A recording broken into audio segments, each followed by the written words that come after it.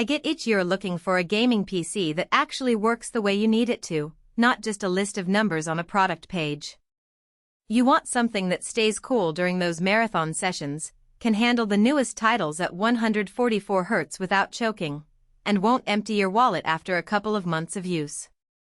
You're also wary of buying a pre-built that looks great on paper but ends up being a headache to upgrade or troubleshoot.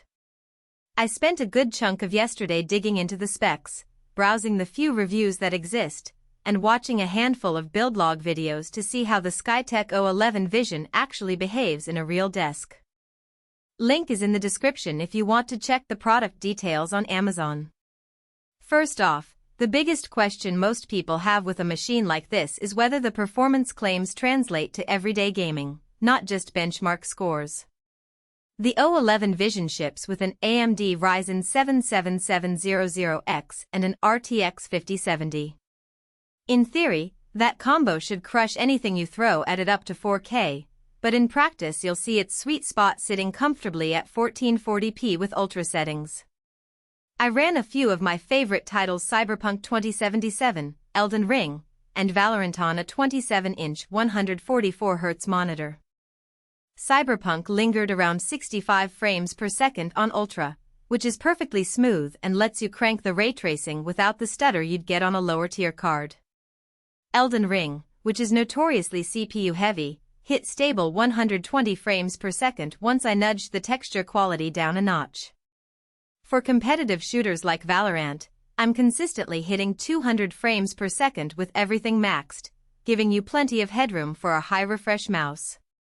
Now, let's talk about the real-world side of things. What happens when you actually sit down with this box on your desk? The case is a sleek tempered glass chassis with a 360mm AIO liquid cooler that runs almost silently at idle. I noticed the fans spin up just enough to keep the CPU under 70°C under load, which is impressive considering the 7700X can push past 5 GHz on boost. The cooler does its job, but because the radiator is mounted on the top, you'll hear a faint whine when the pump hits higher speeds during intense battles.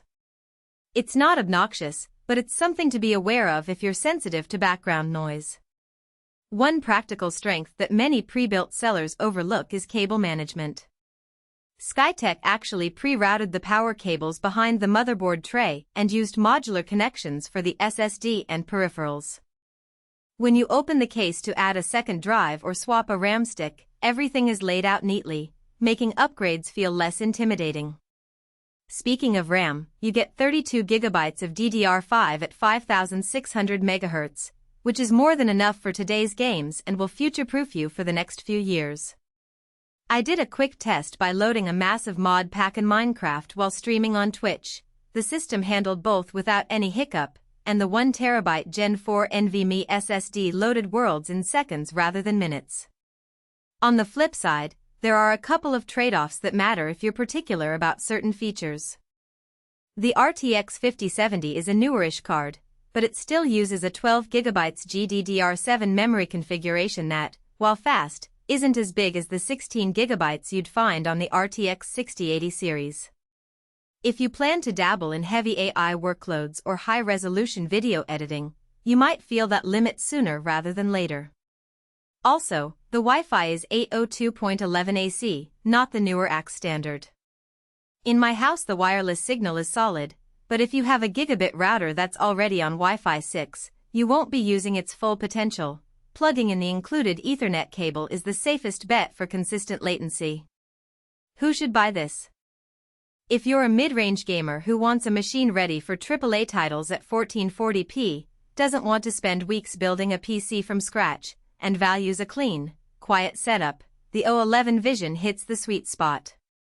It also works well for content creators who need a lot of RAM and fast storage for video editing. Just keep in mind the GPU memory ceiling if you're working with 8K footage.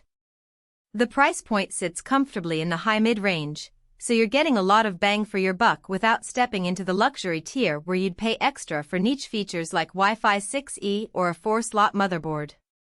Who should skip it? If you're a hardcore 4K gamer who insists on maxing out every ray tracing setting, you'll eventually outgrow the 12GB VRAM and might be better off waiting for a system with an RTX 6080 or higher. Likewise, if you're a DIY enthusiast who loves swapping parts, you might prefer a barebones kit where you can choose your own cooler, PSU, and even case aesthetics. Lastly, if you need a workstation that can juggle massive AI models or large-scale simulation data, you'll probably need a workstation-grade GPU and more PCIe lanes than this board offers. A practical note about the power supply: Skytech fitted an 850W gold-rated PSU that's fully ATX 3.0 compliant, meaning it can handle the new 12V rail requirements of the RTX 5070 without sagging.